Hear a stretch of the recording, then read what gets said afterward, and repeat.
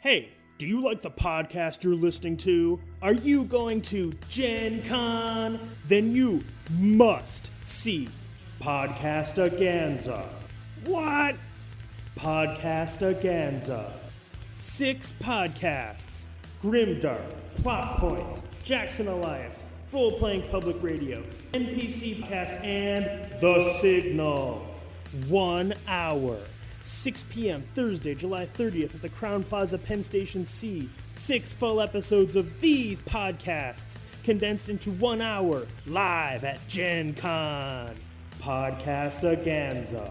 6 p.m. Thursday, July 30th at the Crown Plaza Penn Station C. Be there or beware. I'll come to your lair and you won't have a prayer. Podcastaganza. Hey, this is Russ Payne with Roleplaying Public Radio. This is RPPR episode 117, Slouching Toward Gen Con 2015. And with me, well, as always, it's least with one of them, but this episode we have both of them, Tom Church and Caleb. And also Aaron. Aye. So laying the voice on fit today. It's what the listeners want. It's your excitement, right? I am excited for Gen Con. It is pretty amazing. Despite the Mostly, apathetic title, so to speak, Slouching Towards Gen Con. That's a reference to a poem. Let's see, The Second Coming by Yeats. It's a classic. It's a part of the canon of Western literature. It still sounds depressing, because granted, this is what our... Well, I mean, 2008. Well, it is. Yeah, it's meant to be depressing. It's not exactly Shel Silverstein here. Ever in a winding gyre, the falcon cannot hear the falcon. But for those of us who have been going since... Well, I know you guys were 2007, and I came 2008, so... Yeah. This is just basically the long road that ever goes on and continues for us. Blood dim tides. First off, we have some news, of course. You just listened to an ad from the podcast. There's a new thing going on. Some of the other RPG podcasts are getting together. I'm going to participate where we're all going to have 10-minute episodes recorded in the space of an hour. So I'm going to do sort of a... going to try out with the NPC cast, the redacted files, and a bunch of others. So I don't know. We'll see how it turns out, and it'll be fun. But I also, first off, wanted to thank some of our Patreon backers, top-tier backers, including the Thrilling Intent podcast. They're an actual play podcast that do sort of a fantasy thing. They do it through videos on YouTube, and they actually put production values into it, and it's very impressive. We have seen it, so it kind of puts us to shame. And one of their players, Faust, was recently in one of our actual play games of Delta Green, and we'll talk about that actual play in a little bit. Also want to mention, thank Gary R., Noah /Common on Steam, Matthew Inticott, Jean-Christophe Demers, as other Patreon backers. So thanks to you, RPPR. It's made possible by listeners like you. Going full circle with the reason I named it Role Playing Public Radio was because of NPR. So that it all works out. And finally, the other news for me is that in Boiling Point, the conversion guides are finally out, so you can run it in Mutants, Masterminds, Wild Talents, or Savage Worlds. And these are free downloads available on the Base Raiders website. And if you back the Kickstarter, you should have gotten an email about it with a link to it and all that good stuff. And Caleb, you have some news too? Yes, so the Red Markets beta playtest will be ready within the week and at least available electronically before Gen Con. I'm going to try and get some copies printed out to give people while I'm there. I don't know how that's going to work out because I am not quite finished yet, but I'm close. So there will be, there's the playtest forum post in the thread, in the forums. You can get on that thread and just say you want a copy. And then I will send you a URL and a password. And then on there will be a brief explanation of what's on there, audio from me, an example, a preview AP, another preview AP about Enclave Generation.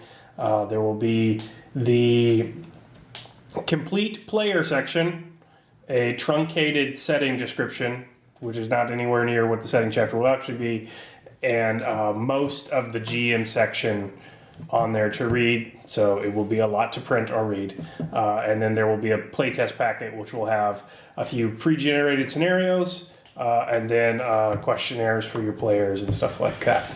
So as school is starting, I'm not going to be working on Red Markets for probably 3 to 4 months as I get my insane course load under control, and so I would very much appreciate it if you tried it with your group and sent me feedback so that when I do get back to it, I will have lots to work with. Yes. And giving you content to feed your and this is insatiable obviously hunger. free, but if you do sign up for the beta, please try to give Caleb some feedback. I mean, don't just Yes, don't just look at it and say nothing. And marvel. You don't have to play marvel at my typos.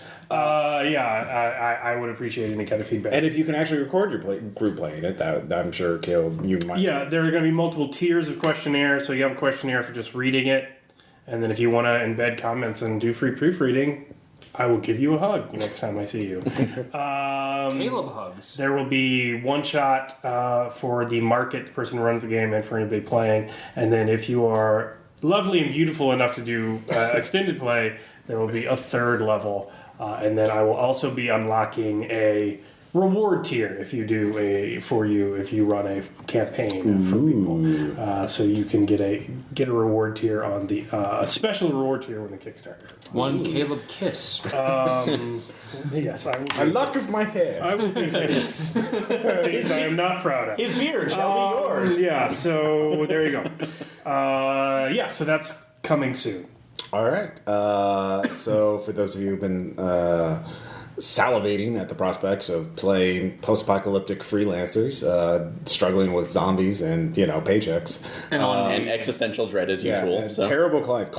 There's one blog I follow called Clients from Hell, and it's all about like terrible clients for graphic designers. And so we kind of need the equivalent. Redmark. It's like, can you kill these? Can you just dig through those corpses? But they're infected. Well, whatever. They're not. Those.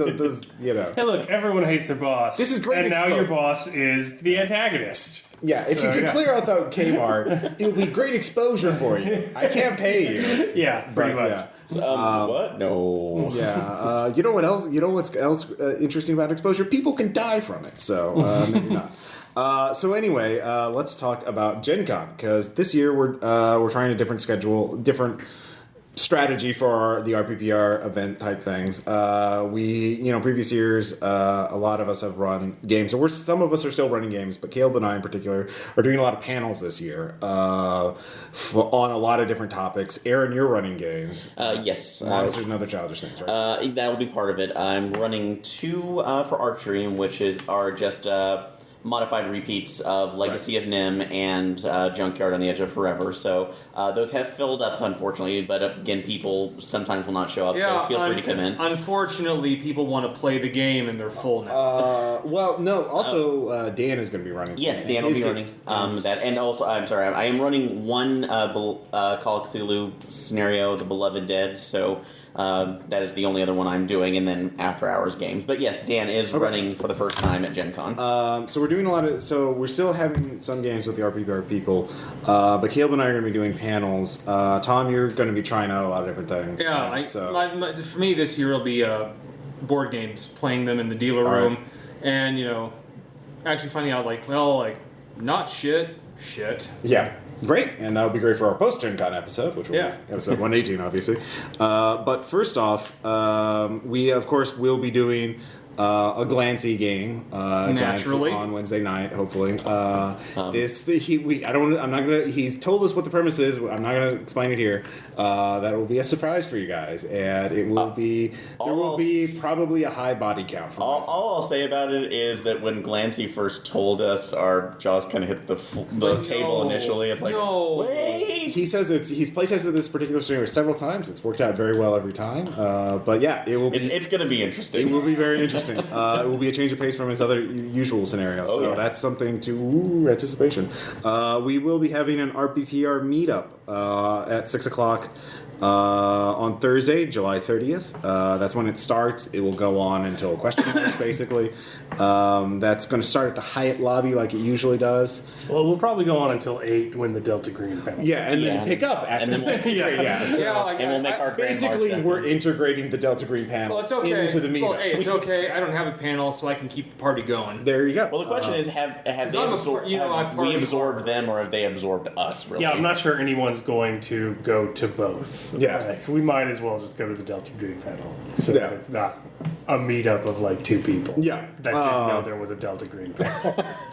So yeah, I will be a little late for that, but I'll get into that in a little bit. So, in general, let's talk about each day what we're going to be doing. So, Caleb, I think you have the first event on Thursday, and what is that? So Thursday, I will be sitting in on the Intro to RPG Design panel at the Crown Plaza, Penn Station B, at 9:00. With Jason Peter of Spark and a number of other people involved in the Indie Game Developers Network. They have a pretty cool booth at Gen Con. If you're there, you should check it out. I recorded this in the past, and we have posted it as a Gen Con panel episode. But Jason's great at introducing RPG design to people and strange games they may have not played before, and he gives resources out to the audience, and it's sort of it didn't spark the idea for Game Designers Workshop, but it sort of, continued to inspire me, and I used a lot of the stuff he did in my initial stages of designing Red Market, so I'm psyched to be participating in that. Great. Aaron, actually, you have a thing going on at the same time. Your first game is... Yes, that'll be 9 a.m. That's, excuse me, the Legacy of Nim, Monsters and Other Childish Things. And that will be at the Marriott Indiana Ballroom B, table number 3. Yeah, and again, even though it is filled, if someone doesn't show up... Yeah, because and we might go this again for first-time people later on, but sometimes people will either double book events or can't make it to a similar one, so there are the chances for generic tickets to come in. So if you have those and somebody's late by 10 or 15 minutes, feel free to ask. So. Yep. Gamers are terribly flaky people. A pretty good bet someone was. Although I can't argue with that. No. I did notice, just kind of an aside, that I actually, this year at Gen Con, they actually listed the names of all the people here. So I almost wanted to joke around with our after we get back and we do our post-mortem episode. These are the people who didn't show up. Shame on you. You missed time with me. No, shame. Get a bell. Which I won't do. I just thought it was funny. Yeah, that's one way of looking at it. Yeah, you try that out. So at 11 a.m. my first event starts. Caleb will be here as well, of course, because this is RPPR Game Designers Workshop. Every day hustling in game design. You gotta hustle. Hustling. This is talking about how to get started working in games. You could be, with our tips, you could be barely scraping by, just like the pros.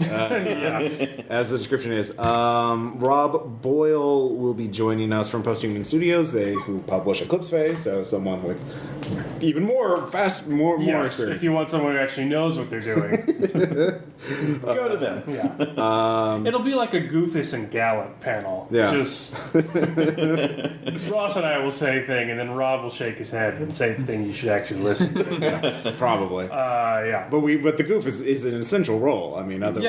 Yeah. Negative examples. It's an important educational model. Then of course, 1 o'clock is the next panel. And first off, Game Designers Workshop, Everyday Hustling. Panels are pretty much open. They do ask for tickets, and you can sign up for ahead of time. So please bring them if you do. But it's tickets free. ensure space next time we sign up for panels. Yeah, we will turn those in. They're free basically, but we will determine how many people showed up. And that determines. It's like, hey, these guys got 4 people in last time. It's huge. Give them the men's room. Basically.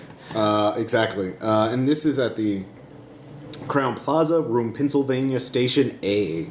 So if you can find that waypoint in your mini-map. We're going to be in the Crown Plaza a lot. Yeah, there is a lot. And try not to make eye contact with the statues. Some year we should just get a room there, specifically there, just so we could be creeped out. Oh, God. They got a cool pool. That or the Columbia Club. Maybe both. We're not cool enough for that. We almost got thrown out. And so speaking of the Crown Plaza, our next one is at 1 p.m. at the Crown Plaza at room Pennsylvania Station C. So we walk over 2 rooms. And this is Scary Parrots, Weird Horror in RPGs. And so this is me, Caleb, Did John Kennedy confirm? John Kennedy, I haven't gotten back to you yet, but Jack is going to show up. Jack Graham Jack from- Graham of Eclipse Phase. Yeah. Also, if you've ever wondered what it's like, if Phil Donahue hosted a RPG panel, that's Jack. He's very active. He is hilarious, so it's probably going to be worth seeing just to watch him. I wonder if he ever did. He ever release that card game? He told me one year that he was making a card game about time travelers assassinating Hitler, and so like I don't know, but I hope so. Yeah. My God, that sounds awesome. If we can just get him to retell the story of how he came into gaming, yeah. you've already gotten your money's worth. Oh my God. Yeah. So. That was we recorded that. Yeah, we did. That's That's all. That's public record now. Yeah. But we will be talking about scary parrot-esque moments in weird horror fiction. How you can incorporate elements of weird horror in your game aside from just the antagonist to make it creepy, and then how you can incorporate elements of weird horror from authors other than Lovecraft. Or actively in the mythos. So you can use. Things. I mean, there's a whole canon now. There are dozens of authors. Yes. There are dozens of us out there. So Thousands. And then on Thursday, after that, 6 o'clock is the podcast jamboree thing that I will be going to, and then the RPPR meetup at 6 starts at 6. So I'll be a little late, but everybody else should be there. Where is the meetup at again? At the Hyatt, the lobby of the Hyatt. Yeah, if you know what, it's like there is a small bar down there. Usually we'll meet up around there. We may have the banner with us. Don't quote us on that.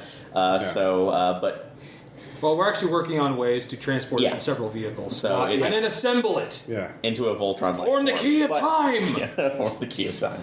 I will be glad to let someone else take the reins of that. Anyway, but yeah, there's a small bar right there. Look for any of us. We will figure out a way to... We're particularly noticeable and ugly people. We'll stand right out. Jesus! Our listeners are handsome specimens of humans. I'm talking about me, us, at this table. Okay. We Those at the table. Love us in with you.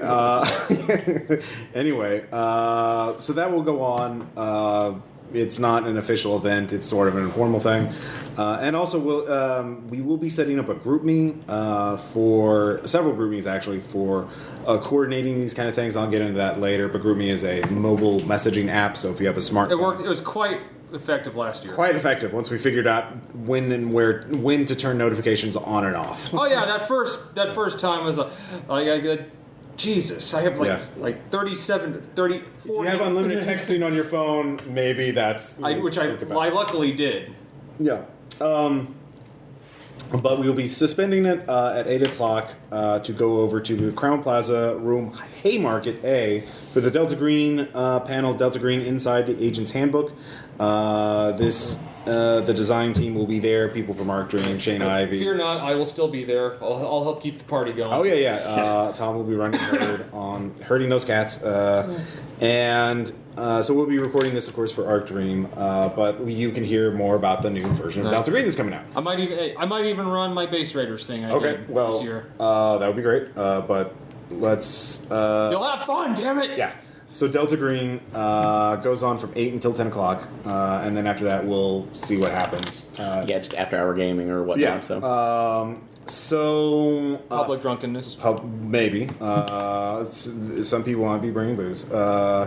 So that ends for Thursday. I think that's everything for Thursday. Everything official. I was looking. I don't know what time Dan's games are. I'm trying to look that up. But, we do. Dan, Fuzzy Dan from RPPR, he who of the Dresden File campaign, mythic as it is, shall be running 3 games of Monsters and Other Childish Things. They are not listed with Arc Dream, although they should be.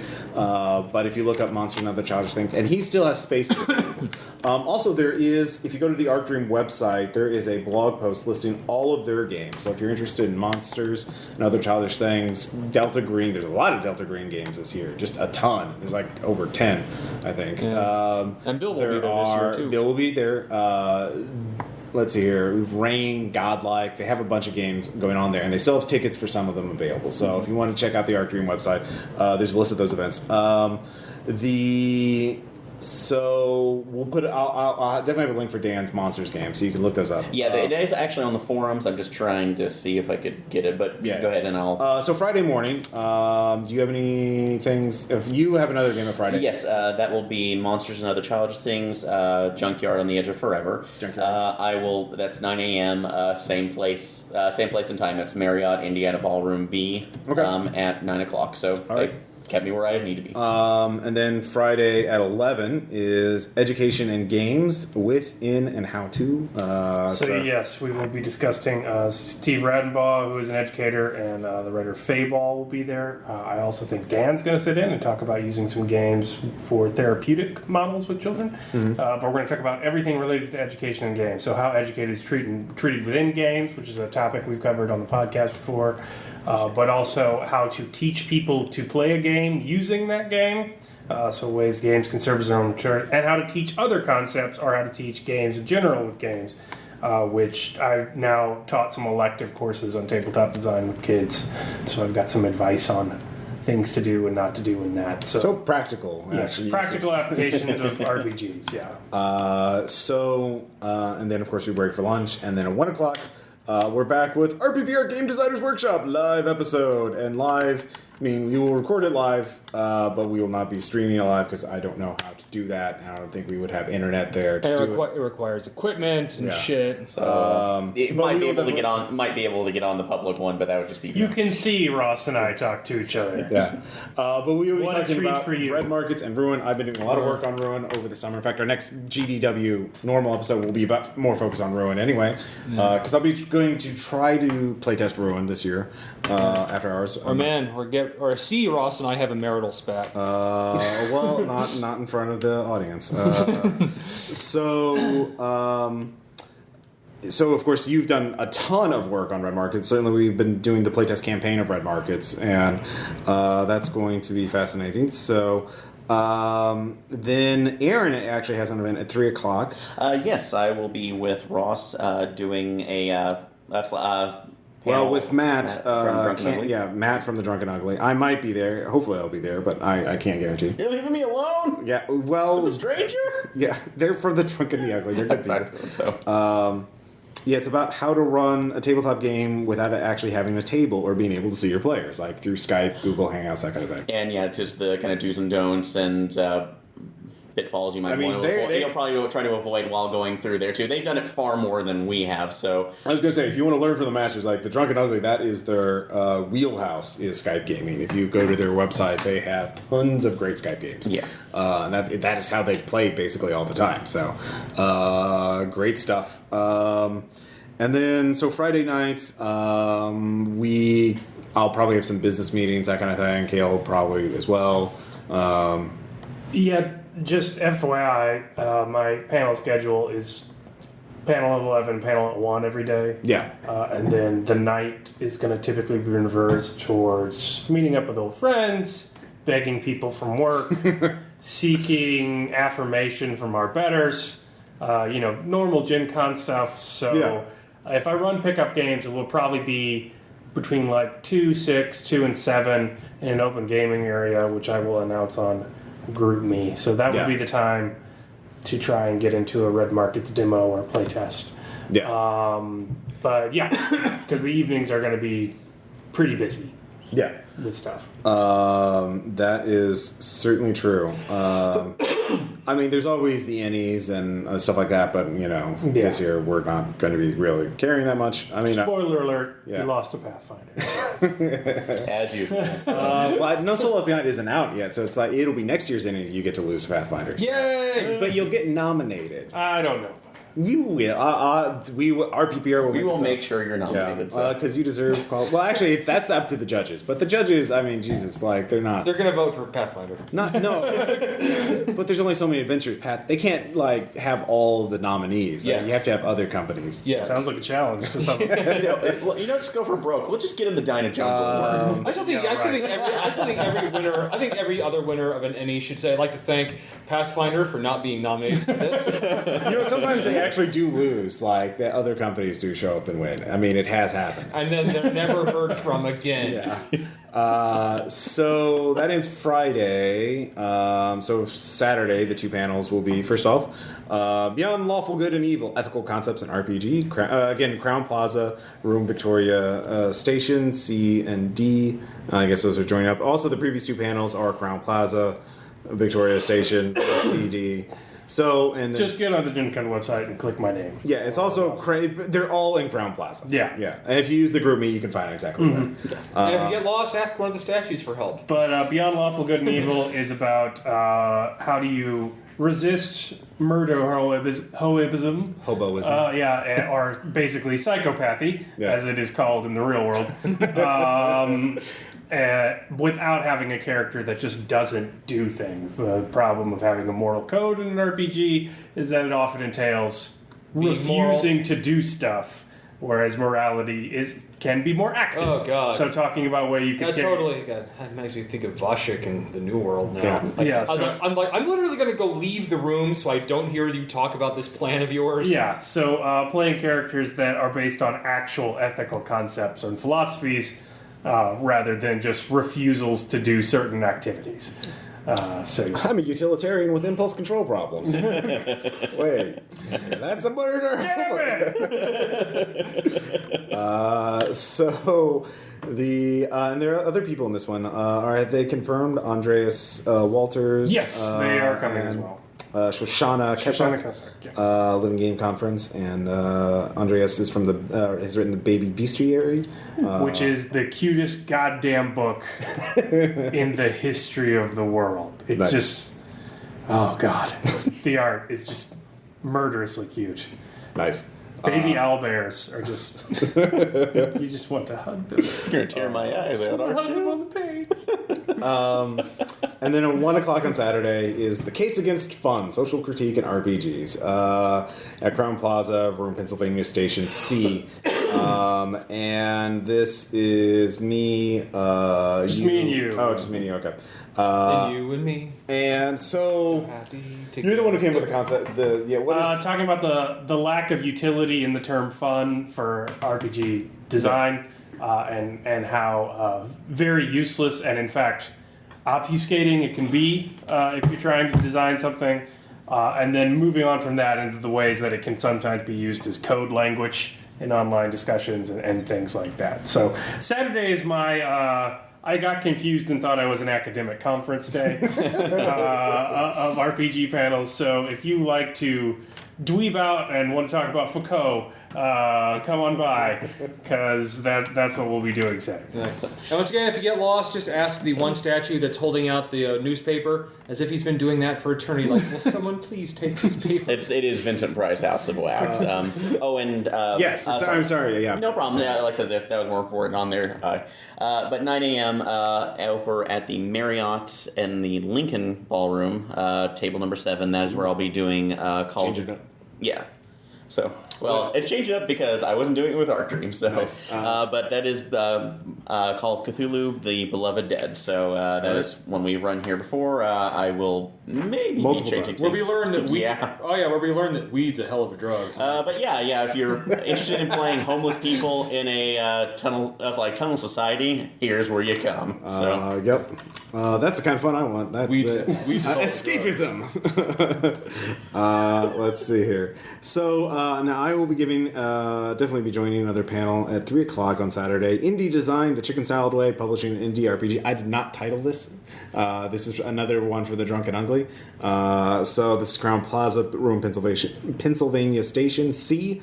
And this is how to turn a pile of homebrewed rules and notes into a delicious chicken salad of published RPG goodness. So this is Matt Campen, the other guys from the RPG, from the Drunk and Ugly, and me, since I've done it before with Base Raiders. So it's tips on DIY RPG publishing. You should totally bring some chicken salad as a snack for people to show. Yeah, that's a lot of effort I don't want to do. and no chicken salad. Yeah. Also, that's chicken salad we have to bring from Spring. I'm not gonna source chicken salad. No, you can pick it. Indianapolis has chicken salad. Where am I gonna get chicken salad in there? Anyways, it's, I could research it for you. 50,000. Yeah, you get on And that. the episode I has will devolved delegate. to this. When so. there's nothing to fight about, they will invent something to fight. Chicken salad will walk Speaking of the here. antidote, no, I'll use the charge for my device to talk to the guy. No, I'll use the charge for my device to talk to the guy. Jesus God. May I say, I actually am is like- sorry about that. I really am. Someone should rewrite no exit.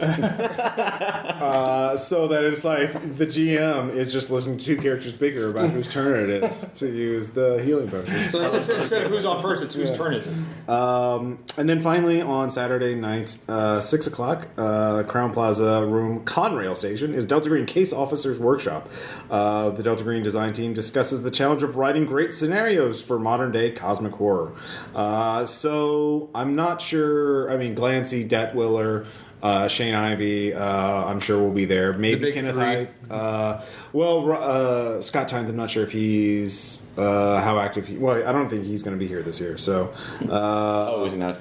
he usually doesn't. He's moved on to video games mostly. So Okay. I don't even know if he's really involved in writing the new edition. I haven't really seen his name come with that lately. But anyways, it's another Delta Green panel. It's another 2-hour one from 6 to 8. And of course we will be there recording it. So those are the main events that RPPR will be involved in. Dan's games, again, he's running 3 games of Monsters. Yeah, I'm sorry, Cliff, the mobile app is not bringing up there, but if you look on the forums underneath the Gen Con 2015 thread, he has listed the numbers for all of his, so you should be able to search those games up. Yeah, I'll put a link to the actual things so you can find the times there. And again, Art Dream has, they're running over 20 games. So there's plenty going on this year in terms of if you're wanting to run a game. And then Tom, so you're not doing any official events, but you're what is your game plan overall for Jay? My game plan this year is to try get some game demos, Yeah. take some notes, and Is there anything are you doing any research? Have you found anything you really like? I'm going to make a beeline for that. that's actually I'm not. Okay. I'm going to try going in totally cold. Ooh, Just trying shit. it's a bold strategy, God. Yeah, that's one way to look at it. Yeah, I do know. I'm pretty sure that the only new release for Gen Con that I'm looking forward to, that I'm pretty sure is going to be there, is Feng Shui 2 from Atlas Games. The PDF has been out for a while, but print copies have just been sent out to backers, and I regret not backing it at the print level because I definitely want to run a game of Feng Shui 2 because, I really liked running Hotline Miami, Call of Cthulhu, but really Hotline Miami 2 should be done using the Feng Shui rules because they have the fans in Hotline Miami 2, so you could all be the fans of Jacket and just murdering Russian mobsters in extremely gory ways. Can we pick our own masks? Of course, that's the whole point of it. Fantastic. Because it's all going to lead back to the King in Yellow. Spoiler alert, Is it really a spoiler at It this always point? does. Really? Rolled his eyes. Yeah, it was We need an eye roll tone for the podcast. all right, fair enough. So that's what we're doing, but we should talk about now some more tips. I know a lot of you listening out there who have gone before, but not all. There's going to be new people, and even if you've gone, you might have forgotten some of the survival lessons. So we could just my first tip would be obviously you're going to do a lot of walking, so be prepared for that. Make sure you're wearing comfortable shoes. Your attire is suitable for both hot outdoor, Indianapolis, and also the frigid AC of some of the rooms, especially in the evening at like 8 o'clock at night. Those It panel will rooms get can pretty cold on there. chilly. I love the temperature differential. I've worn sunglasses that have utterly fogged up in like 2 seconds. Oh yeah, no, it's on changing rooms. Americans love air conditioning, so be prepared. Also, when you're buying those new games like Feng Shui 2, which is going to be a big hardcover book, make sure you try and plan out you don't want to be lugging a lot of shit all day Yeah. long. So Drop stuff off in your room. if you can. I If you mean, can. not everyone is going to be within walking distance. A lot of people are going to be at the hotel, the shuttle. So so that's my first segment. So we'll just go around and talk about what your tips are. For one, if like I said, yeah, it is in the middle of the summer, and though for Indianapolis is a lot nicer than some other places. Like here in Springfield, it's nowhere near as humid, but it's still important to basically keep yourself hydrated and make sure that you're carrying around water, depending on what you're doing. Another thing I would suggest, just now coming from my own experiences, I will not be cosplaying this year, unfortunately, but for the last 2 times. Be respectful of all the people who are out in costume too, because especially if, like I said, a lot of cases there are people who have either very elaborate costumes or sometimes, elaborate costumes that cover very little. Remember that they're people too, and don't be creepy around them when you're asking to take a picture or just to get a shot. So Yes. let's be nice to everybody about this, and also since again a lot The of cat calls Aaron got last year. Oh my God. Despicable. and Have some respect in you. yeah. Have you no sense of decency? In my full leather outfit and a helmet that covers me Yeah. and a PVC They gun. love the Proto Man. They do love the That's Proto it. Man. He is the eye candy of the group. Absolutely, yeah. Now that Thad's gone. I mean, that dude- Oh yeah, no, yeah. Now that Thad's God, gone. they would have torn that apart. Yeah. But in any case, you take it. But also another thing about it too is if you want to take pictures, because again, a lot of people, a lot of really awesome costumes out there, but they're going to be congregating in the main halls.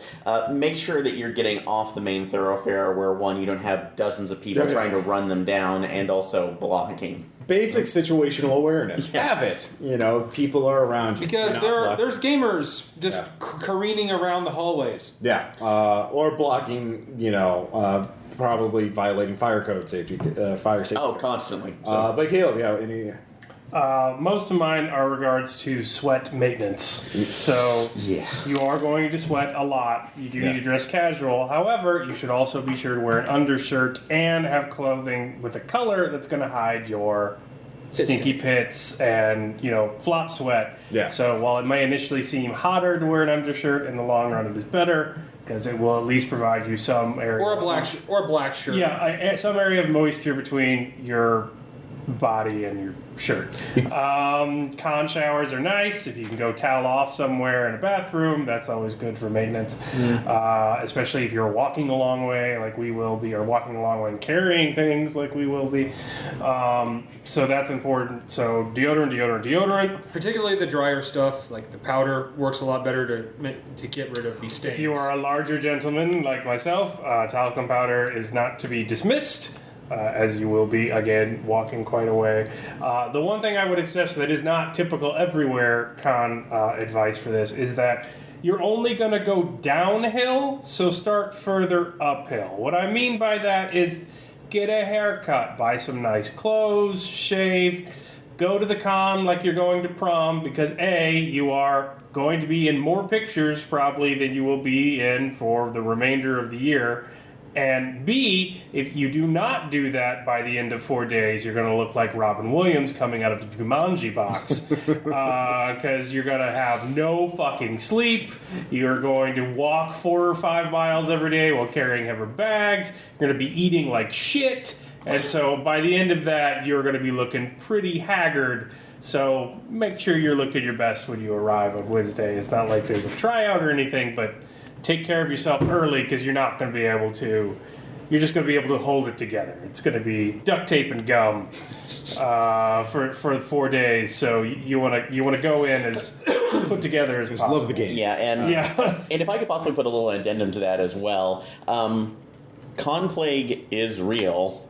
You are in a tightly packed area with thousands of people, and not all of them are coming in at their healthiest either. So please make sure if you're washing your hands, if you're really sick or getting sick, I know it sucks, but just kind of separate yourself out from the pack until you're starting to feel better too, because it hasn't happened to at least me that often, but I know coming out of, I think, like the third one, I came home and just wretched for about a week, so because I caught something out of it. So. Yeah, good point. Also, speaking of the sweat management, not only carry like your normal deodorant. Well, I mean, leave your normal size deodorant. Get one of those like cheap travel size like things and just put it in your bag and just like stop in the bathroom and freshen up like throughout the day. Yeah. Because those are like a 99 cents. So like Travel size toothbrush, and also not a bad idea. yeah, or gum. And I'm not normally a user of like the body sprays, okay. but at con it wouldn't hurt. It's all about Axe, right? Yeah. For you. No, yeah, of course, yeah. But it's also like it doesn't hurt to carry on a can of some not overpowering, just once again as you said, just to freshen up in. Mm-hmm. And the other thing I would say, the food's gotten better, the situation. So there's more food trucks now than there were in earlier years. Right. Because it used to be first I would say don't do the con food, just don't. And also since I wasn't aware of this for like the first year, but yeah, a lot of people don't know that there's a mall food court right nearby. Food is another important thing. Make sure you eat. Make sure if you're lucky enough to drive, so you can have more cargo space. I mean, obviously, if you're flying, you can't fill up a lot of food. But like if you're driving, like we are, bring a lot of cheap snack food so that you can, particularly breakfast. I would say breakfast. Yeah. Yes, breakfast bars. I mean, they will have breakfast bars and some hotels. You can also load up at the CVS near the con. There is. Yeah, I was center, just going to mention that. Yeah. if you do that. But yes, bring food with you. Bring something you can carry that won't spoil in heat. So like a protein bar or something. Or those little bags of like 100-calorie like cashews. Chips or something like that. Occasionally, the lines. If it's your first time, you can't fathom the lines. You think you know how long a line can be. Well, unless you're a Comic-Con veteran. Unless you're a Comic-Con veteran, you think you know how long a line can be until you go. And even those food trucks at the wrong time of day. And since it's the wrong time of day and everyone knows it, even well around the wrong time of day, when people start eating lunch at 10:30 to beat the rush or 4 o'clock in the afternoon, the line's just unfathomable. There will be a point, and if you don't pan, where you're going to have to make a choice between this thing you really wanted to go to and getting food. You should pack food with you so you don't have to make that choice because you don't want to starve yourself and pass out. But I'd say that breakfast is most important to plan for because like very few of the hotels have like the free continental breakfast. It's usually paid breakfast that you go to. Well, I mean, the thing is, even if you're doing that, every hotel is absolutely jam-packed with people. Oh, sure. So, like, that... Even a Starbucks is going to be a mile-long line. Oh, my God, the Starbucks is horrible. Yeah, the Starbucks... there are 50,000 people here. I remember during Glancy's game last year, I thought, hey, I'm going to go get a drink. Does anyone else want anything? Yeah. And I remember I came back, lines all the way back to the Skywalk. Last year, 62,000 people were in attendance. Yeah. And the projections put it at 67 this year. Yeah. So, 60. Yeah. My number's even off. 50,000 is capacity. Yeah. They go over capacity. So.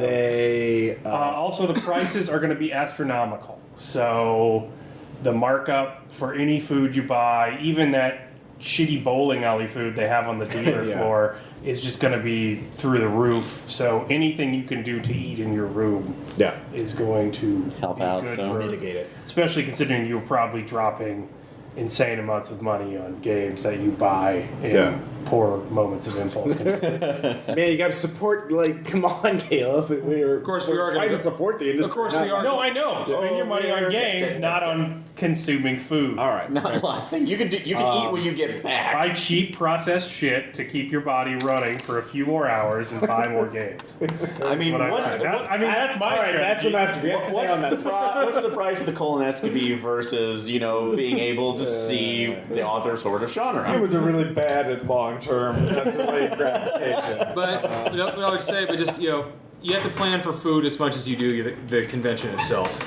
And the thing is, there are nice restaurants there, so it would be nice, especially if you have time to step back and have a meal. And you can go there, especially if you're willing to walk further. There's a good Indian restaurant about a 20-minute walk, 25-minute walk from the main convention center. It was really good. We've had. And usually, the further away you get, the shorter the lines are. And there's actually an Indy has a takeout delivery service that's 24/7. So How They're gonna make expensive is that, though? I don't know. They're gonna make a fucking fortune. Well- You could also pre-order your lunch Oh God! and get special lunch DLC.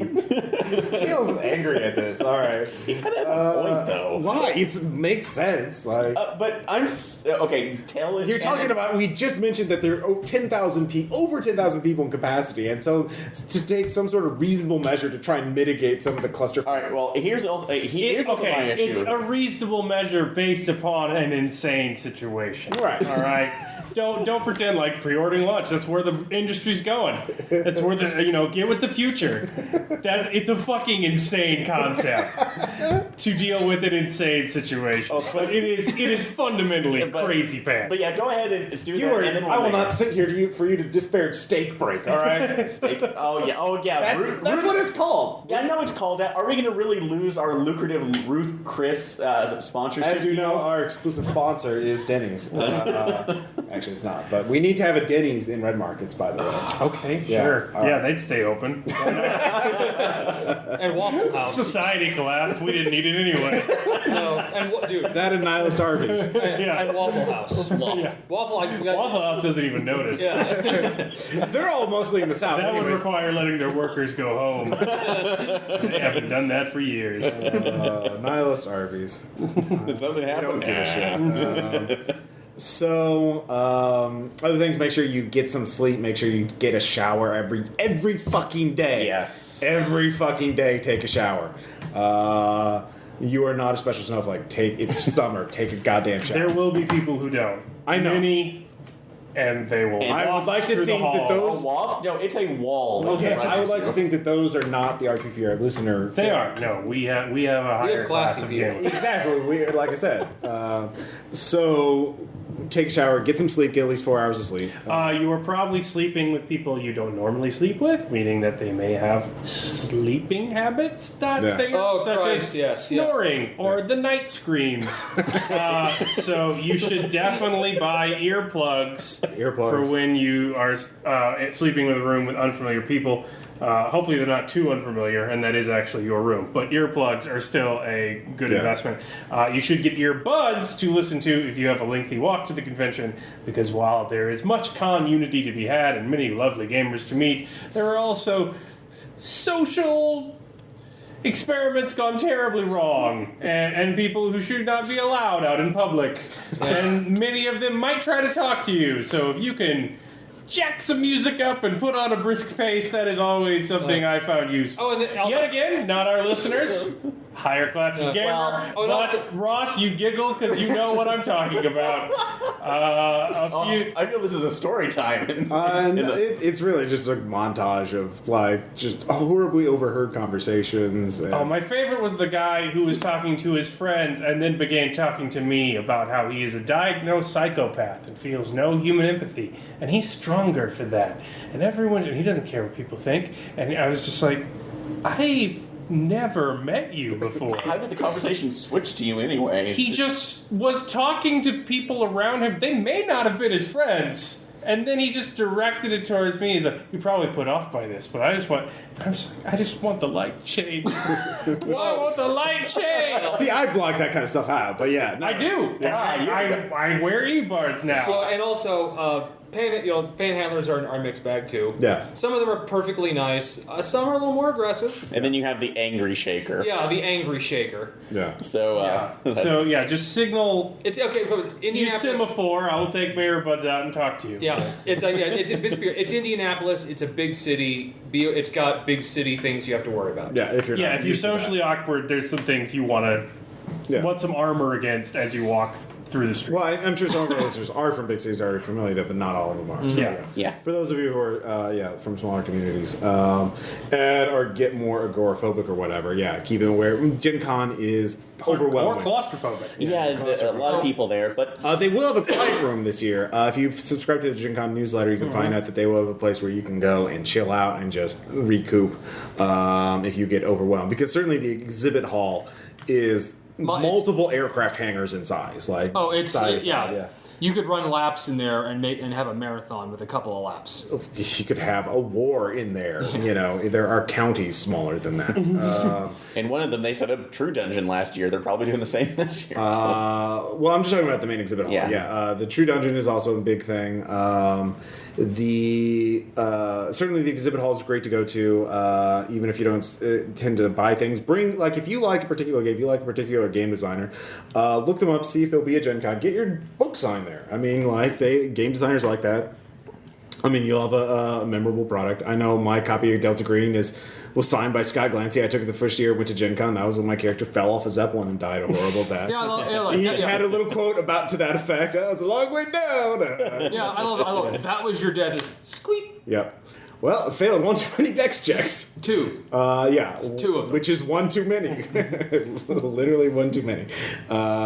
You should try and learn to navigate the game halls. So the basic setup is going to be the dealer's room, which is probably where a lot of people spend time. Yeah, the exhibit hall, yeah. But the other exhibit halls, there will be massive, sprawling open areas with tables for board games and Magic tournaments and any number of other CCG-sponsored tournaments. And video games, too, actually. Yes. Yeah, and pro gamer stuff. So the thing is that there's the dealer hall, and then there's a massive sprawl of hallways circumnavigating it. It is often quicker to cut through the gaming areas and more pleasant because while the hallways are constantly 24/7 packed, if you're heading to the dealer room and you can cut through a gaming hall and find the way where it intersects with an exhibit hall, with the dealer's hall, it is much faster to just walk through the board gaming area. And it's not like you're interrupting games. There are wide open passageways for you to move through the tables and not disturb anybody, and it's much faster and less stressful than trying to salmon your way through the crowd. And also and learn to navigate downtown too,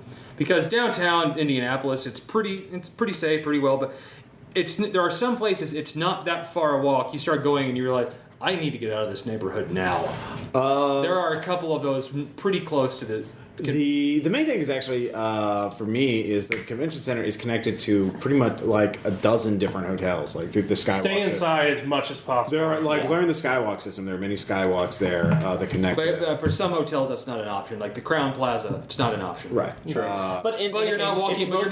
You're not walking anywhere that's not directly downtown. But to that end, most of it's very easily navigatable despite the crowds that will be there. And if you have a modern cell phone that has GPS, you'll be able to get your way around. Google Maps definitely pick up one of the con program books. Yes. When you get there, because it's got a map of all the hotels. Speaking of phones, you might want to invest in a battery pack charger. You are going to be out and about for long periods of the day, and there are not going to be outlets open. So if you're outlets, you don't rely on them. In some of the rooms there will be, some of them there won't be. There will be in your room, but what I'm saying is especially if you're walking, in our instance, if we have games starting at 9, we're going to have to start getting up at 6 and 7 and stuff to start showering and getting ready. It's going to be a 12-minute walk to the convention center, and then we're going to be doing stuff until late into the night with after-hours games. My phone can't hold a charge that long. That's true. So you're going to have to bring a redundant charger, especially considering the ways you need to use phones to coordinate with whatever your group's doing at Gen Con. So it's always good to bring one of those USB battery charger stick things that can give you a little boost. I actually have a spare one if someone wants to borrow mine. Yeah, I'm going to probably borrow Sarah's. So another thing to keep in mind is, again, going back to the encumbrance thing, and I mentioned this a little earlier about the carrying games around. If you want to, typically, a lot of new things are released there, and there are going to be people waiting in line to get the newest Fantasy Flight whatever, or newest Pathfinder book or whatever. And, they have limited quantities, you need to get those ASAP. But, if you can't drop it off in your room is too far away to drop it off so you can, not have that encumbrance weighing you down the rest of the day. Because carrying around a 5-pound book doesn't seem that bad, but if you're doing it for 12 hours, it's going to be a pile of bricks on your side. It adds up. Not to mention, it's a courtesy issue for larger items, such as those huge Fantasy Fight flags or those gigantic games, because God, those clog up aisles. Yes. And people need to move. Don't be the guy who brings a rolling cart in there or a rolling suitcase or something like that. Yeah, you want to be nice and not cut through people's booths unnecessarily, but I do not deal well with crowds, and Gen Con is a special form of hell for me. I like going, but I do everything I can to keep moving. As long as I am moving, I am fine. Yeah. But, like, that initial dealer floor going to open, like, let's all crowd together. Oh, God. Whew, no. It's... So if you're one of those people just clogging up the hallway, I have little patience for you. Well, what I was going to say, be respectful to other people who One thing you can do, there is a FedEx station in the convention hall, so you could, especially if you have a big thing, you can pay to ship it home. Especially if you're not going to use it at Gen Con, you just want to buy it so you can play it at home. Mm-hmm. I mean, it costs extra, obviously, but hey, it's off your hands and you have it. And it's so just buy it, then take it there and ship it home. That's less for you to carry home, especially if you're flying home. You're not taking one of those giant ass things through a plane. If you are flying, and even if you're not, don't forget to pack empty luggage for swag, like carry-on bags and things that you can roll up within your luggage that you're already carrying things in, because you might not be able to fit it all. You might have to check another bag. It's going to be cheaper than FedExing it, or throwing all your clothes away, which I've also seen people do. But if bring extra luggage just to contain things that you might buy. Yeah. And certainly plan out what how much clothing you'll actually need. How much. Just one common thing: don't throw away your water bottle. You can fill it up at water fountains. So just keep the same water. You cannot rewear anything. Yeah. You will be sweaty and gross. Yeah. New clothes it will for stand every on its own day. and walk away. So yeah. Maybe on the drive home you can get by with that. But maybe a trash bag to serve as a hamper. Or in most cases, depending on your hotel, they will have dressers, so you can just take it out of there, put it in, and then dump it back into your suitcase once you're done with it. Yeah. So. I think that's the main thing. Gen Con is a massive event. Also, just overall, try and plan out what you're going to do. Don't Gen Con is such a hectic time for everyone. Ross and I both went cold our first year. Yeah, well, that's kind of the thing. We didn't get any advice from anybody, and you kind of lose a lot if you can look at the schedule and try and figure out what you want to do. Do you want to play in tournaments? Do you want to hang out with the RPPR group? Do you want to demo new games in the exhibit hall? Do you want to meet game designers and listen to panels and get advice or look for work? Hey, I could write for your company. Hey, give me a job. You kind of need to plan that in advance, or kind of think of it, at least put your shit on Google Calendar, the things that you want to do, or whatever calendar service. Oh, and don't forget your badge. Oh yeah. Luckily I was only 2 miles out of town before I realized I didn't have my badge last year. Yeah. So didn't lose a lot of time, and I didn't lose a lot of time and eventually passed you driving. Yeah. Well, whatever. Anyway, it's another eye roll sound. Yes. Some things never change. Because don't think you're going to spontaneously do anything in Gen Con unless you totally. If you're going in some sort of professional thing, you're running any events or anything, because it's just. You lose time. You're going to get less done than you think you are. And there's just so much. I'd say if you're overwhelmed, just plan one thing every 4 hours. I don't think it's a good idea just to go in there and drift. Yeah. But I do think it's also a bad idea to overschedule and try and get everywhere once, because you don't know. 4 hours. Especially if it's your first time. There's a large travel time in between places and things of that nature. So. And also, 4 hours might not seem like a long time, but even a 4-hour game can kind of drain you. Yeah, oh yeah, no, exactly. Yeah, you will be more tired than you feel like you should be. Even if you are pretty physically fit. Keep in mind, pretty much every game is going to be in a common area with multiple other games running in the same at nearby tables, so everyone is going to have to speak louder than usual. And a lot of these ballrooms and different other areas in the hotels are along main thoroughfare, so you'll have the din of people coming in and out as well. So it's. Like I said, it can feel a little bit. That's tiring when you're all that stuff. marshal your resources. Conserve them, and Gen Con is incredible. There's a lot of unique experience. You can have a ton of fun. It is worth going to. It's just, it's not just like, hey, I'm here, entertain me. You have to put some effort. It's up to you. Yeah, it's up to you. It really is. Yeah. We will have 2 group meets set up. One for just general chat for everybody, and then one for announcements. So if you want to run an unofficial game, you're like, hey, I'm in the open game area. I'm running Base Raiders or D&D or whatever.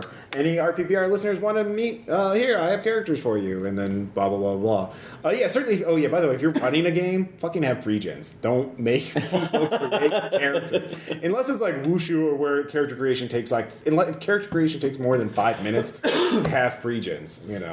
I can't believe... I know you guys done Star Wars games and other games like that where you had to make characters. Yeah, but ultimately, and very long story short, I think the main issue with that is that the poor person who was running that had no idea to do anything. I had little idea, and she was like subbing from somebody else. So yeah. But otherwise, though, it's that you don't have to. Have a pre-gen on hand if you're running games, or even if you're just doing after-hour stuff. Make sure you have all the materials there to do it, because it'll save so much time and grief about it. So. Yes. Good point. Good points on all. So we will take a quick break for music.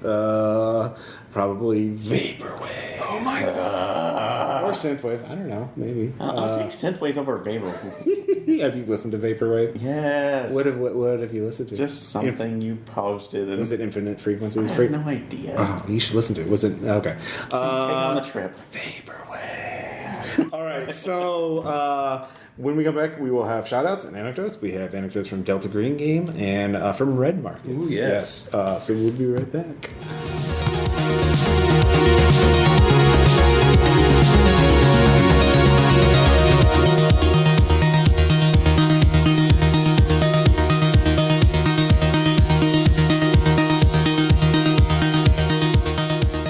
And we're back. So, first off, we will do shout-outs, and there's one that I just, during the break, I checked my email and found out I support the Patreon for Adam Jury, who is the graphic designer and one of the people of Posthuman Studios, creative people of Posthuman Studios, and he does posts about the RPG publishing industry, how to, and so he just made a post on executing at Gen Con and other conventions, and... So this is his advice on... So I'll put a link to this. This is available for everybody. It has advice like start early, end late, figuring out what kind of plans you should do, travel plans, and that kind of thing. So it looks very useful. And I trust him, so I'll put a link to that. So that's my first little shout out. Let's see here. Let's talk about some of your...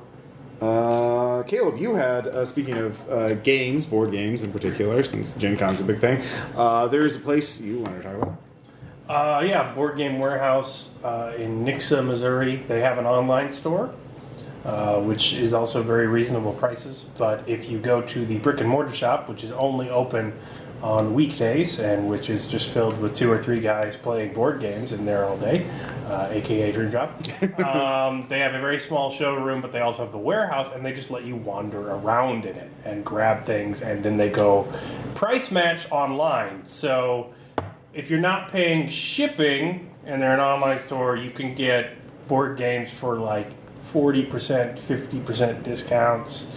They had Mice and Mystics, which is like an $80 game in any other store I've ever been to, or at this point it's probably dropped down to like $60. They had it like the year it came out for like $40. Like, damn. Yeah, no. So I am doing a lot of collecting and expanding of my board game collection by going there.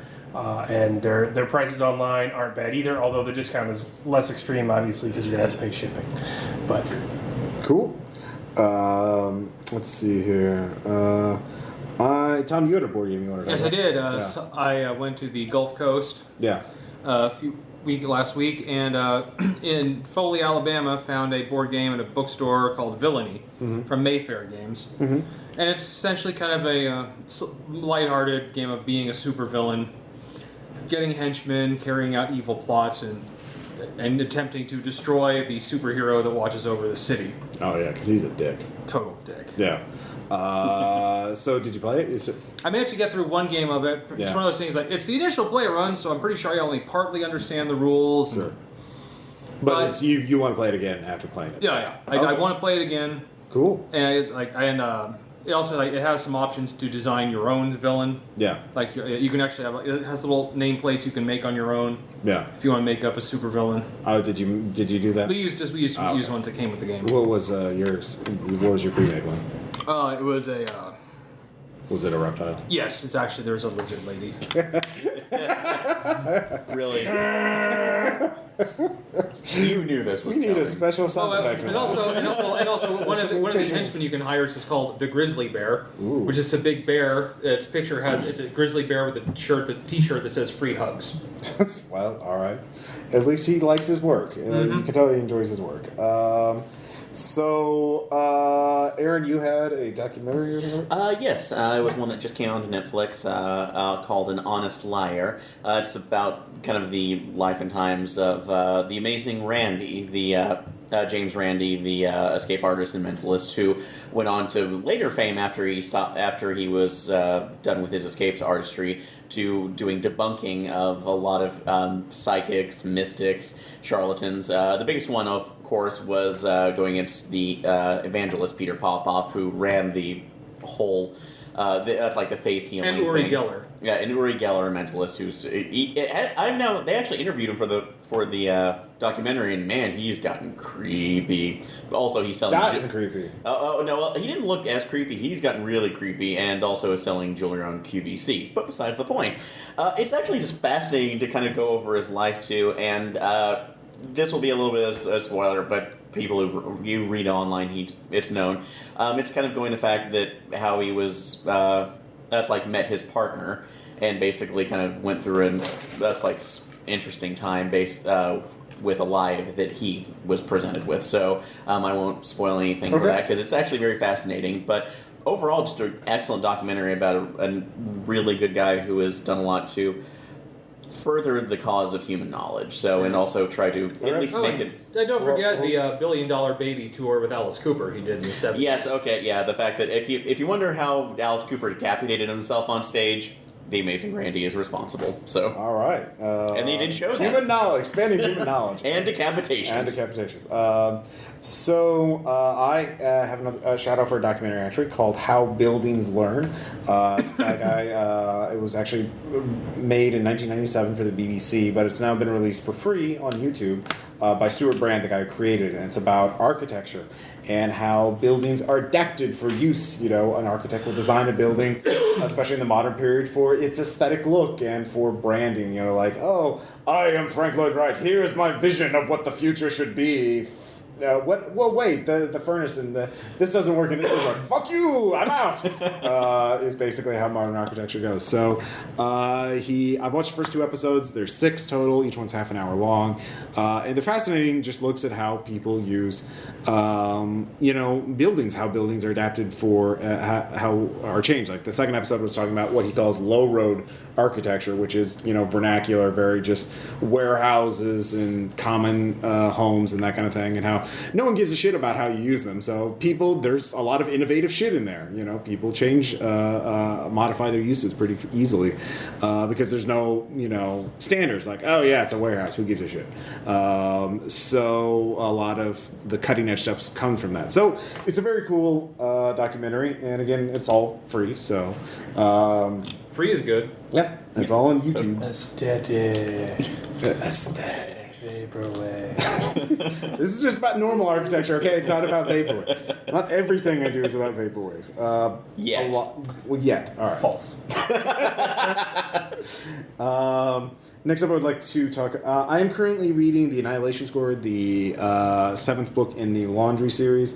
I have not finished it yet, so I can't really review it yet. I'm about halfway through, and I enjoy it so far. But I would like to mention one book I also haven't finished, but it's a collection of anthologies, it's an anthology of novellas that are Cthulhu based. It's called Cthulhu Unbound 3 because it's the 3rd one, and let's see here. The first one that I just read the first one, and let's see here, Unseen Empire by Cody Goodfellow, and it talks about it takes the H.P. Lovecraft story The Mound and which is kind of considered one of the weaker stories in the Lovecraftian canon, because it's his take on the Hollow Earth genre, and it has like this underground empire that's very decadent and advanced and stuff like that. But Cody Goodfellow takes it and makes it fucking scary as hell. Gives them some like post-human technology, like they can, and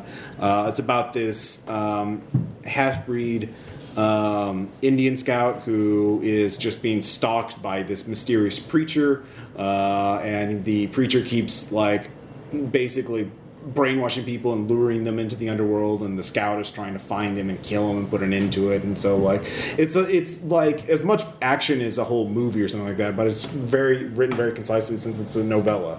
So I think it's about as good as like The Mountains of Madness or something. It's a really good story. It's a little too cinematic at the end, I feel, to be like properly Lovecraftian. I mean, like, but I don't know. It's worth going. And Cthulhu Unbound 3 is like, a couple bucks. So that's good. The use of imagery is for the weak. Yeah, exactly. It can't be described. Yeah, no, exactly. It's beyond words. Yeah. That was his problem. Could you try? It's like, could you try? I'm paid by the word. There was another game that you talked about. Another game of podcast. Oh, podcast, sorry. Lords of the Storm.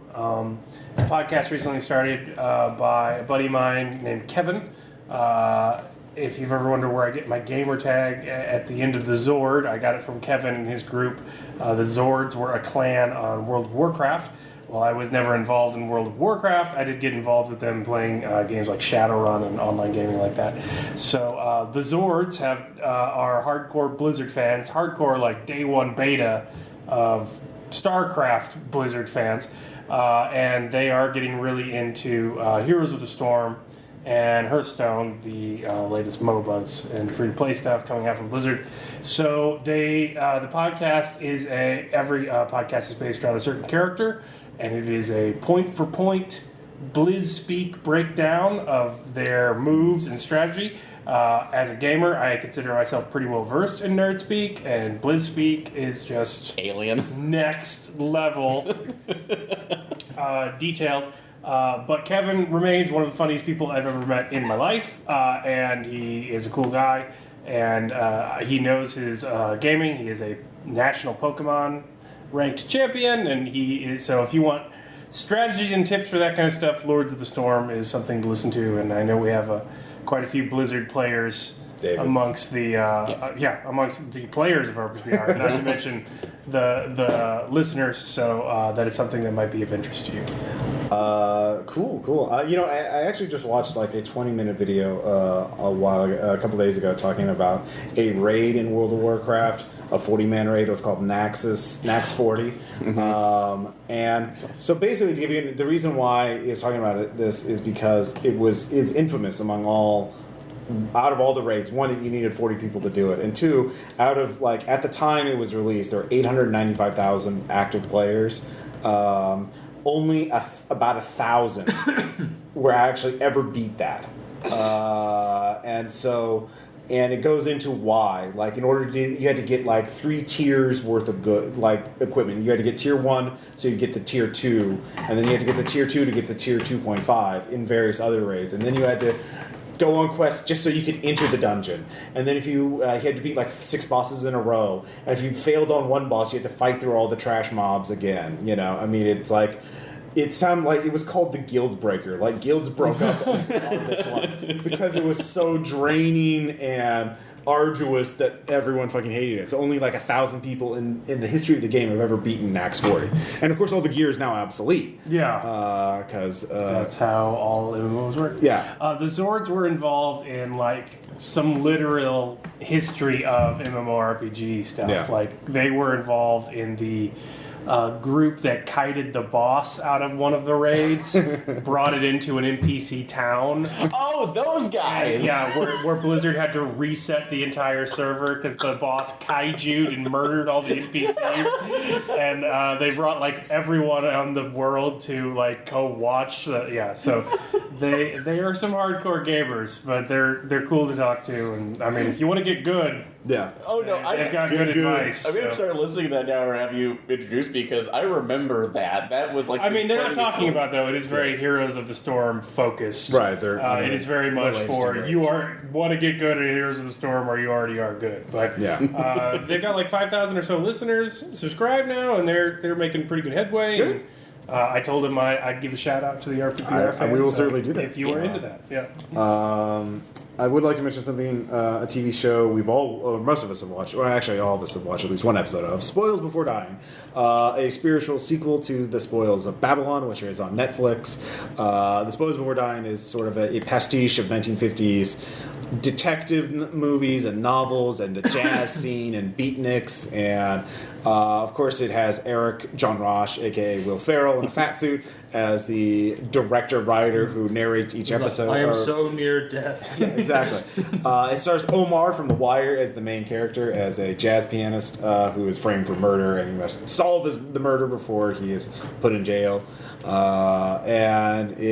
Wiig, Maya Rudolph. Oh yeah, it's got Tim Meadows. pretty much everybody in it, Yeah, a lot of people who were also in the previous one, like Haley Joel Osment came back. Yes.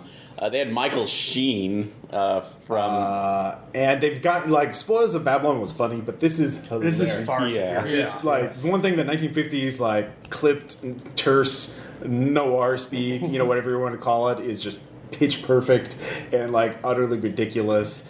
The misplaced shadows during a fight scene, it was great. Oh god, the misplaced accents all over the place too. Dude, there is so much to The go. awesome helicopter. Oh, the fucking like jazz cartoon in the middle of nowhere. Oh god, that was the greatest. It was in the thing. same style, Yeah, the same style as like all of those horrible cartoons.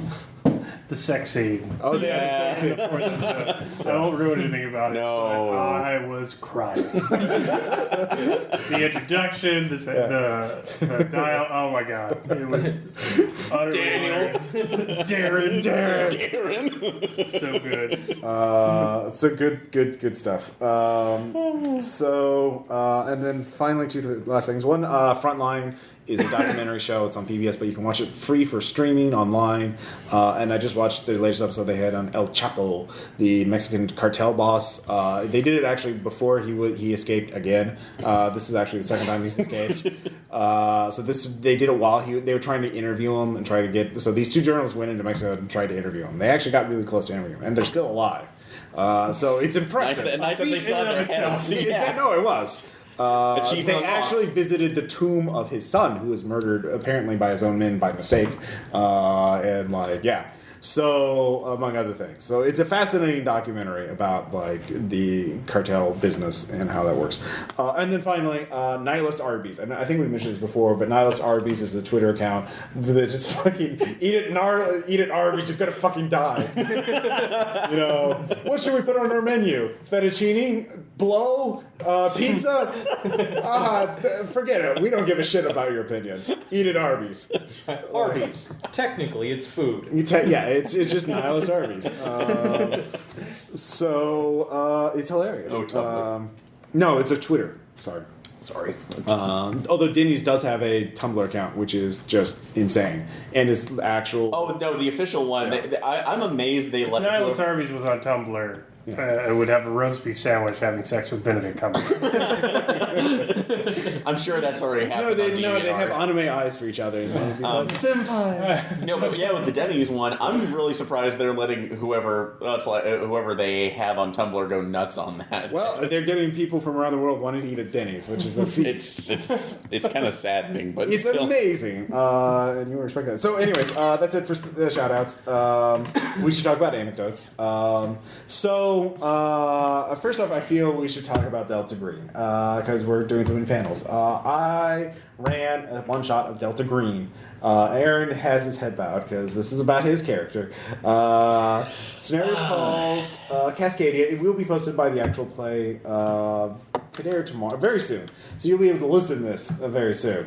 And I'm not going to spoil the whole thing, but at the end of the scenario, the characters are underground, and what happened is Aaron's character had been possessed by a Shan, which is basically a monster that can possess people, but the player can fight them off.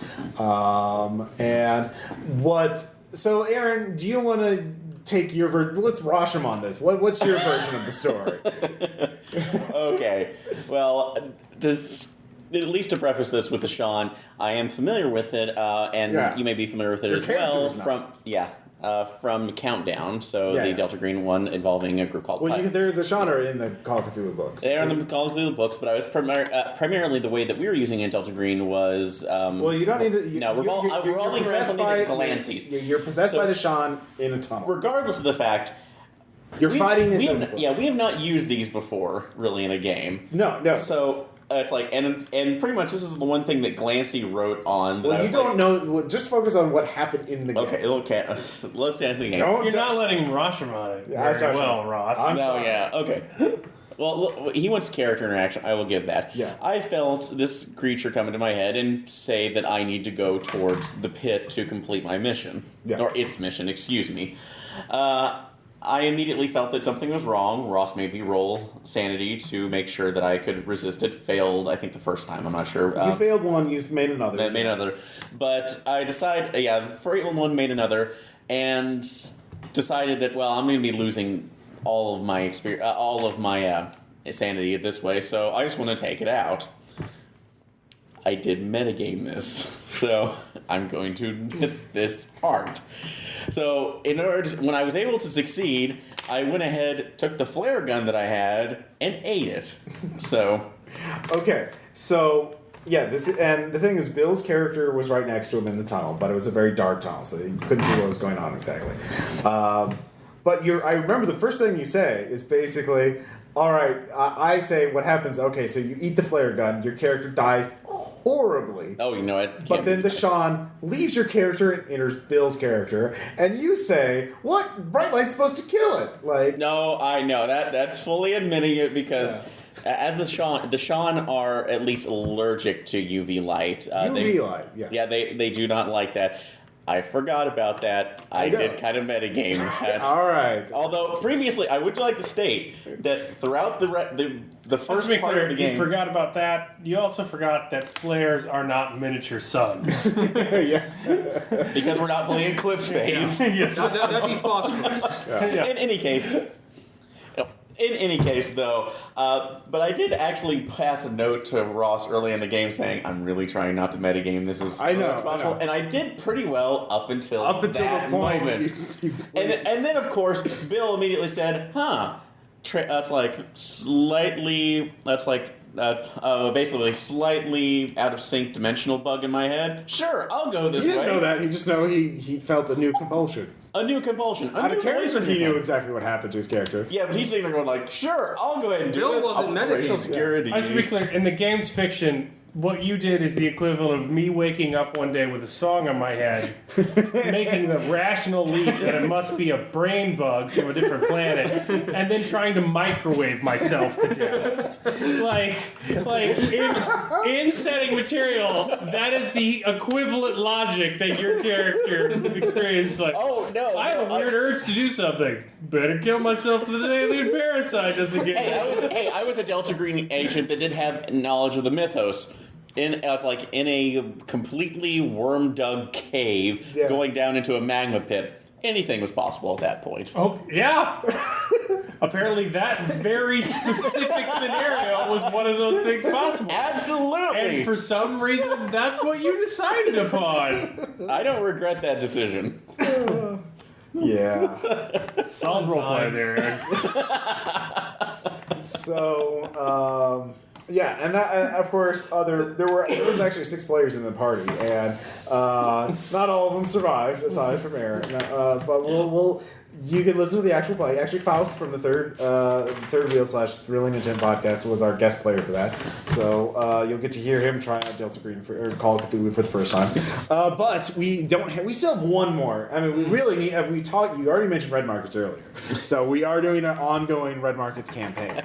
And we should mention a particular story because Tom has missed several sessions because he's. I was on vacation. You were on vacation, but he just came back, and so he had to prove himself to the group again. So just to be clear, Tom came back in the middle of a job, which is literally the furthest you've traveled away from the Enclave in the entire campaign.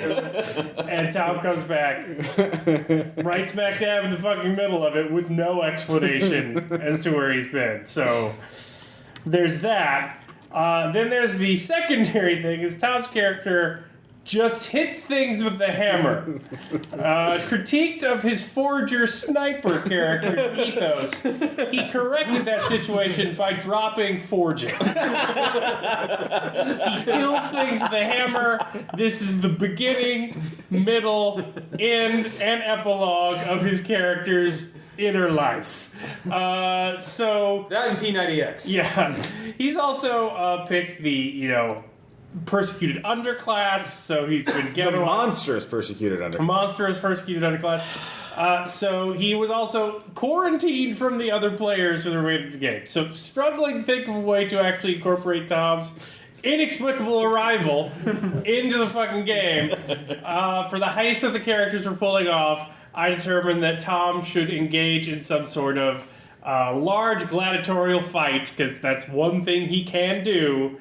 And that would distract guards and make it easier for the other players. So first you had to try out, Tom. How did that go?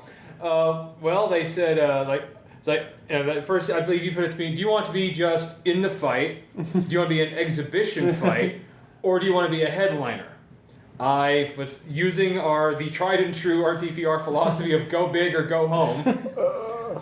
I opted for no, let's try for the big time.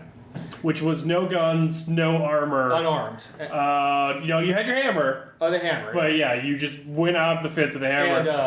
And they empty a clip to attract zombies to come kill. And I believe I got 11 of them. Yes, you got 11 zombies. But massively injured, though. I was badly injured, but I killed every last one. Well, I mean, you wasn't injured at the start of the fight. Yeah. That happened during the fight. Both your legs were filled with killing damage, and most of your torso had either bled out or been chewed upon by zombies. But I got through the tryout, much to the surprise of everyone present. So again, as Tom is wont to do, I had to find a way to reintegrate him into the scenario he left in the middle of.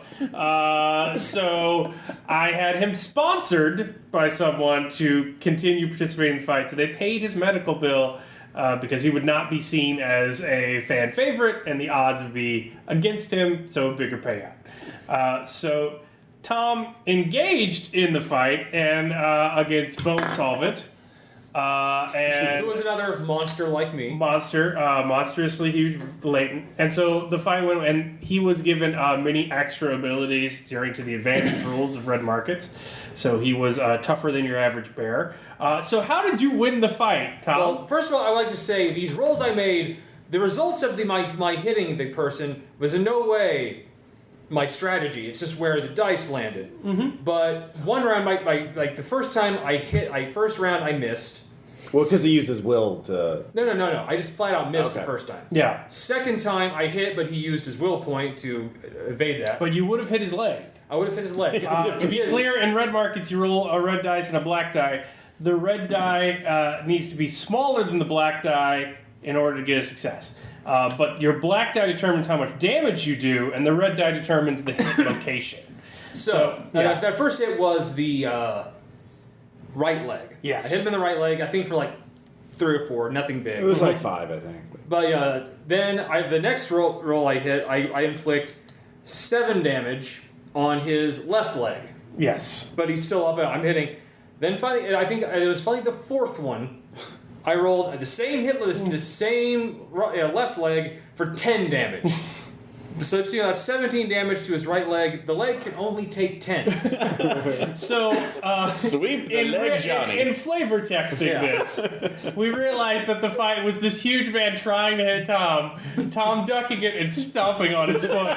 Then this huge man continuing, then Tom continuing just to stomp on the same foot until he turned it into pace. And so his noble gladiatorial battle was just romping on this guy. guy's foot. Like, I recognize his weak spot. yeah, he needs to walk. This reminded me back in when they showed the Brack show. There literally was a video game that was called Shin Kicker. Yeah. Ross, Tom played that game. No, it was that exact fight from Brick, where Joseph Gordon-Levitt's character gets punched, falls down, kicks the guy in the shin, gets up and does it again like 3 or 4 times until he cripples the guy. I won the fight, You did win the fight. Yeah, you were. but then other stuff. So that's why I included hit locations in my game for humorous moments just like that. Oh, it's a good point. One thing I'd also like to mention, just a minor side, Tom didn't get any money from that, even though he was supposed to. For reasons. There are reasons connected to, like, you, in order to get willpower, which is like Moxie in the Cliffs phase, it's very important because it lets you re-roll. And we kind of realized, boy, we really need that for these crucial tests later on. Yeah. And so It's your dissociated mechanic. yeah.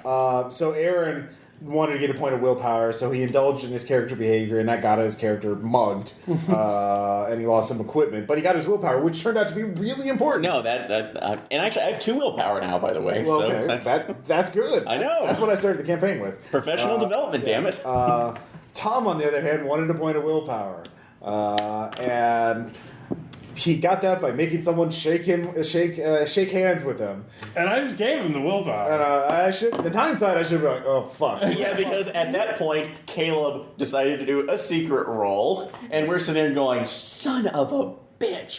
And that came back to me because while we were trying to escape, I ended up encountering said person who was now going Vector, tried to shoot it. Meaning he was infected and going to turn into a really scary zombie. Yeah, sorry. Tried to shoot it, got called down by the... Because we're doing it in the middle of like a city. Yeah, it is in the middle of the So city. the cops are like, why are you loading your shotgun As I'm pointing it, and I'm cooperating, going, Vector, Vector, Vector. Yeah, well... And also going We all back, had some laughs. Well, also, I feel this is important too. Going back to the leg theme. Yeah. I ended up trying to roll out of the way, which was on a 3rd-story walkway. Lots of leg trauma. Missed that one and fell to the ground, breaking the same goddamn leg No, that that's your other leg. Yeah, you broke the other. Was it the other leg? Okay, they matched He had been now. shot in the leg earlier. So, Yeah, so leg trauma, the RPG. pretty much. Gimpy. I know. I love it because I made the roll. It's pretty much just like, yeah, I really shouldn't touch people. You think? But that was pretty much because I made the roll. That was my reaction. I really shouldn't touch people. That was silly of me. Like, really, you know what? I think I got. What's because your character doesn't have any foresight or self-control? I do now. Okay, yeah. No, you have self-control because I give you money so you can get some lessons in self-control. So you can make those Dr. tests. Katz again. Yeah, It's exactly. like, we talked about this. Your lack of self-control. So yeah, that those are some things to look forward to for the eventual actual play campaign of Red Market.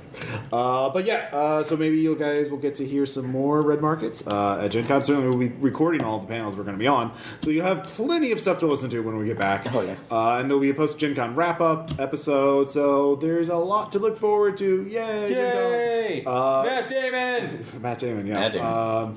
So this has been RPPR episode 117, Slouching Towards Gen Con 2015. I'm Russ Payton. I'm Tom Church. And, I'm Aaron. And that's Caleb. Yeah.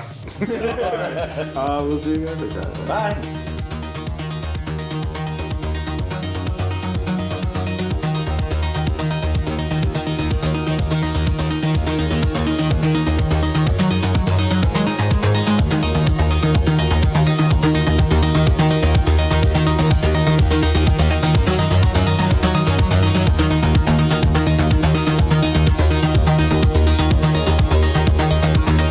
It's supercharged.